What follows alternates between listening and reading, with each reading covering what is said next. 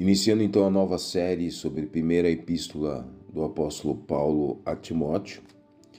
E aí nós vamos fazer o comentário para a gente entender o pano de fundo, o cenário, as pessoas que estão envolvidas em relação e o propósito da carta, porque ela foi escrita, tá?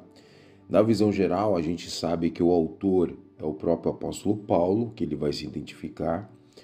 O propósito da carta é orientar Timóteo em sua oposição aos falsos mestres em Éfeso. A provável data da escritura, no caso da carta, foi escrita em 62 e 64 depois de Cristo, em torno aí, então da quarta viagem do apóstolo Paulo. As verdades fundamentais que esta carta vai tratar são as seguintes: devemos resistir à falsa doutrina na igreja, tá? As doutrinas legalistas afastam as pessoas do verdadeiro evangelho. O culto e a autoridade da igreja devem ser cuidadosamente ordenados. Diversos grupos dentro da igreja têm necessidades especiais. O amor pelo dinheiro não tem lugar no ministério do evangelho, tá? Então, essas são as verdades fundamentais que nós iremos encontrar na primeira carta a Timóteo, que o apóstolo Paulo escreve. Aparentemente, segundo a Bíblia de Genebra, esta carta ela foi escrita na quarta viagem do apóstolo Paulo. Sabemos que o apóstolo Paulo não morre no fim do livro de Atos, mas de fato ele está preso em Roma. O público-alvo desta carta, em especial, o próprio nome é o Timóteo, tá? Esse jovem pastor que de fato andou aí ladeando, acompanhando o apóstolo Paulo na sua caminhada, na maioria das suas viagens missionárias, e que Paulo tratava-o como filho, tá? Então ele é muito próximo do apóstolo Paulo. Segundo a carta de Genebra, a gente vê que ele havia alguma dificuldade, algumas limitações na sua eloquência e tal, não por falta de conhecimento e de entendimento, mas limitações que muitas vezes ele se constrangia por ele ser jovem diante de falsos mestres que poderiam ser doutores e que de fato muitas vezes tentariam constrangê-lo, mas que o apóstolo Paulo deu todo o apoio para ele, a orientação, lembrando que ele de fato ele havia aprendido e conhecido a respeito do verdadeiro evangelho de Cristo, tá? O propósito e a característica nós já falamos. Paulo havia deixado Timóteo em Éfeso para cuidar da igreja como seu representante especial. Escreveu esta carta para auxiliá-lo ao tratar de uma série de questões doutrinárias que foram levantadas por falsos mestres naquele lugar. Paulo havia estabelecido a igreja de Éfeso anteriormente em sua terceira viagem missionária, quando passou cerca de 3 anos ali. Isso aí você vai ver em Atos, capítulo 19 e capítulo 20, versículo 31. No final dessa viagem, ele havia alertado os presbíteros em Éfeso de que falsos mestres, alguns oriundos da própria liderança, trariam problemas à igreja. Isso está em Atos, capítulo 20, 29 e 30. Essa epístola, esta carta, indica que a predição tornou-se uma realidade. Então nós vamos ver aqui dentro desta carta, Paulo aí orientando, norteando o jovem pastor Timóteo. Outra coisa interessante nesta carta é que nós vamos ver a questão da ordenança do sacerdote, dos pastores, dos presbíteros e diáconos, quais as suas características, o seu perfil, para que essas pessoas pudessem ser separadas para servir a igreja de Cristo, tá? No esboço geral, para a gente entender aí de forma fragmentada e entender o que vai ser tratado, nós vemos aí no capítulo 1, do versículo 1 ao 2, a saudação do apóstolo Paulo. Então, Paulo se identificou como autor e a Timóteo como o principal destinatário desta carta. No item 2, Paulo trata aí no capítulo 1, do versículo 3 a 20, a falsa doutrina, tá?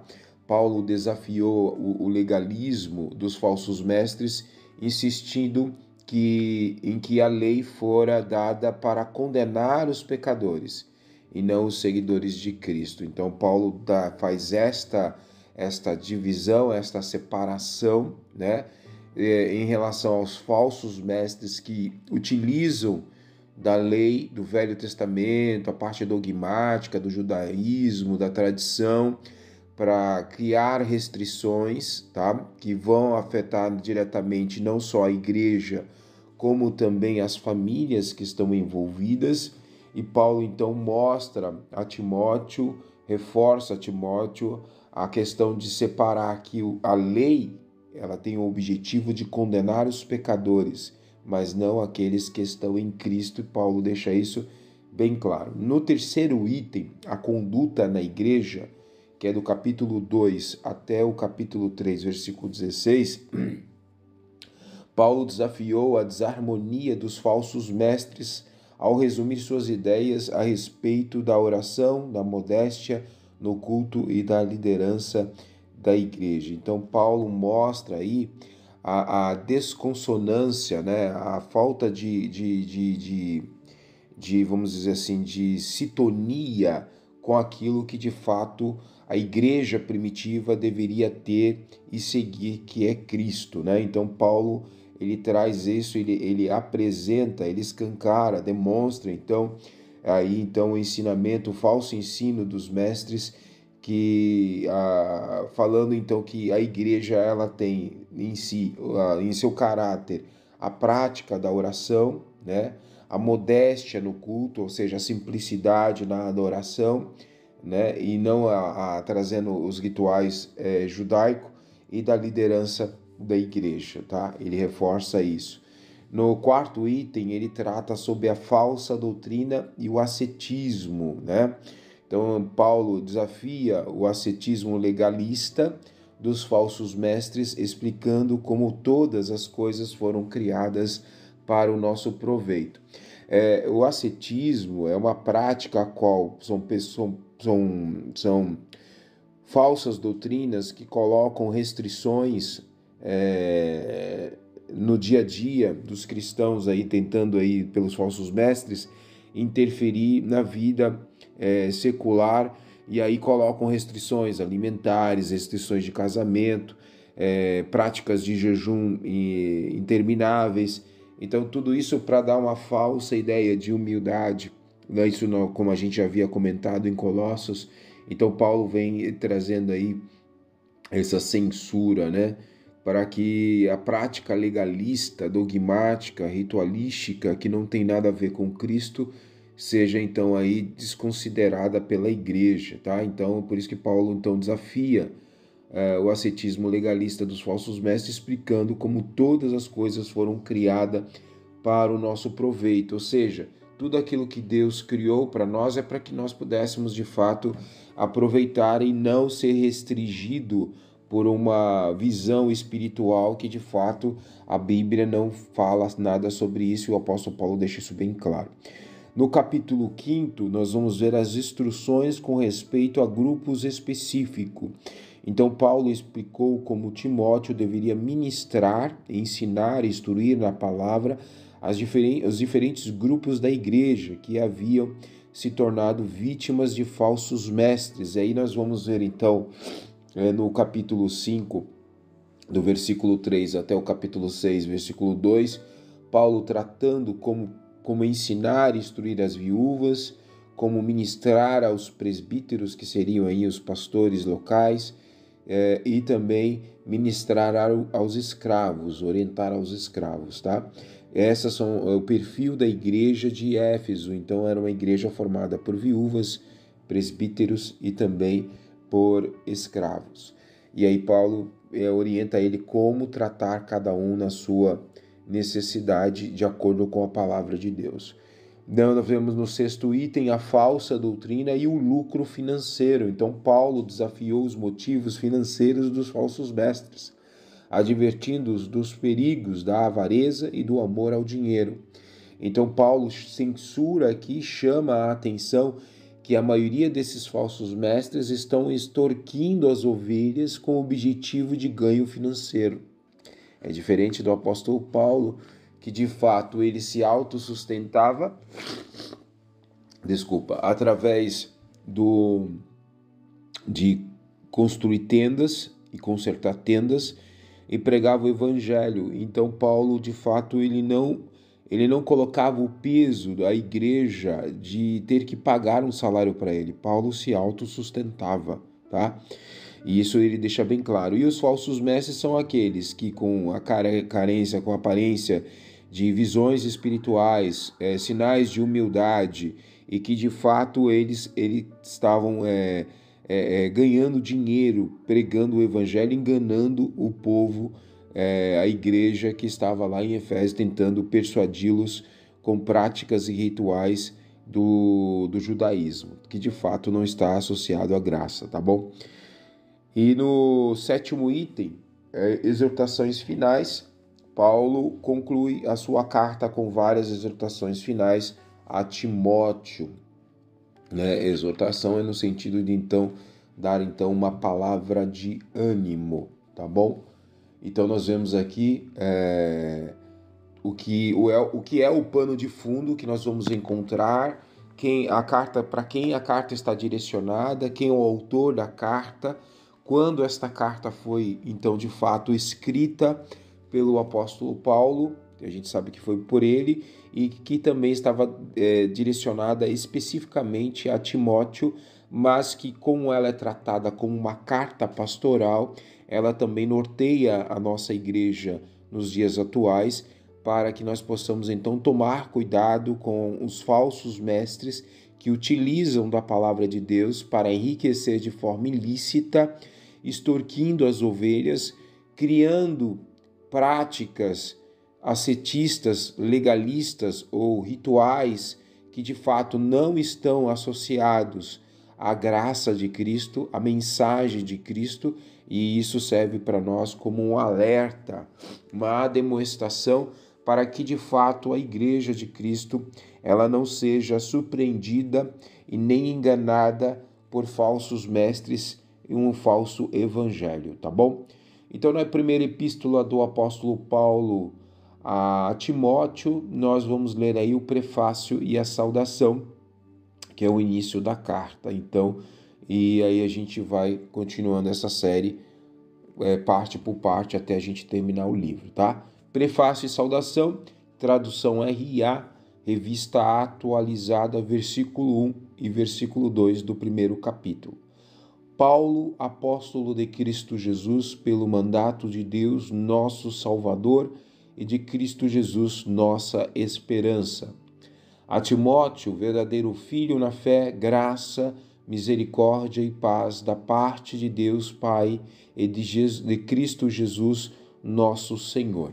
Então, como de costume, o apóstolo Paulo, ele inicia a carta identificando-se para quem ele está escrevendo e quem é o autor desta carta, tá? Então ele inicia aqui se identificando, dizendo que é Paulo, apóstolo de Cristo, que foi enviado por Cristo pelo mandato, pela vontade de Deus e não pela sua própria vontade. É diferente quando ele estava direcionado como fariseu e perseguindo a igreja, que de fato ele estava sendo zeloso pela lei de Moisés e ali então pelos costumes fariseus e de fato pela sua própria vontade estava perseguindo a igreja, mas aqui no seu ministério em Cristo ele deixa bem claro que o que ele está fazendo agora é pela vontade de Deus, por uma ordenança do próprio Deus, tá? O nosso Salvador, toda vez que nós lemos salvação, Salvador é o nosso libertador, aquele que nos livra da ira de Deus que vai se manifestar sobre os filhos da desobediência e sobre Satanás e seus anjos, e de Cristo Jesus, nossa esperança. Então Paulo deixa já bem claro que na sua mensagem, a expectativa dele está em Cristo Jesus, pautado nas promessas de Cristo, e não pautado em Moisés, não pautado na lei, não pautado naquilo que ele havia aprendido em relação ao legalismo, ao judaísmo, mas sim que a sua esperança estava pautado no reino dos céus em Cristo Jesus. E aí, de fato, no versículo 2, ele aponta para quem é a carta, dizendo a respeito de Timóteo. E aí nós vemos que Paulo declara um carinho específico ao Timóteo como filho. Ele diz verdadeiro filho na fé, dizendo então que o apóstolo Paulo tratava ele como filho. Graça, saudando o nosso irmão Timóteo, o pastor, graça, misericórdia e paz da parte de Deus Pai e de Cristo Jesus, nosso Senhor. Então Paulo aí já identifica quem é o destinatário da carta, fala a sua relação íntima com o nosso irmão Timóteo como um verdadeiro filho na fé, e aí o que une eles é a graça, a misericórdia de paz, a comunhão que está em Cristo Jesus. Esse é o cenário, esta é a introdução para nós entendermos esta nova série devocional, que é a primeira epístola do apóstolo Paulo a Timóteo. Vamos orar e agradecer a Deus. Pai, nós te agradecemos pela tua palavra e que teu Espírito Santo nos norteia a entender, a compreender todo esse texto e que de fato possamos servir de atalaia, né?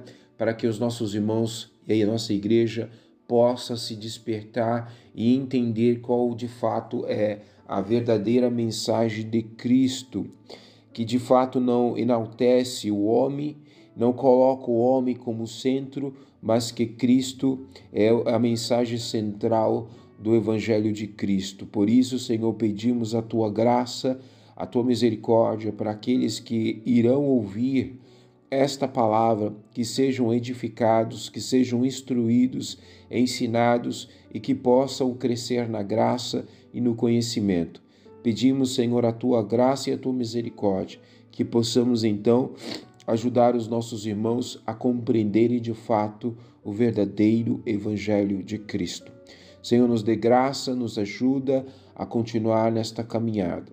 E nós pedimos, Senhor, que tu venha abençoar a cada lar, a cada família, a cada irmão que possa estar ouvindo esta palavra e que de fato sejam edificados em tudo, em seu modo de viver, em seu caráter, nas suas relações familiares e na comunhão com a tua igreja. É o que nós te pedimos e te agradecemos em nome de Jesus. Amém.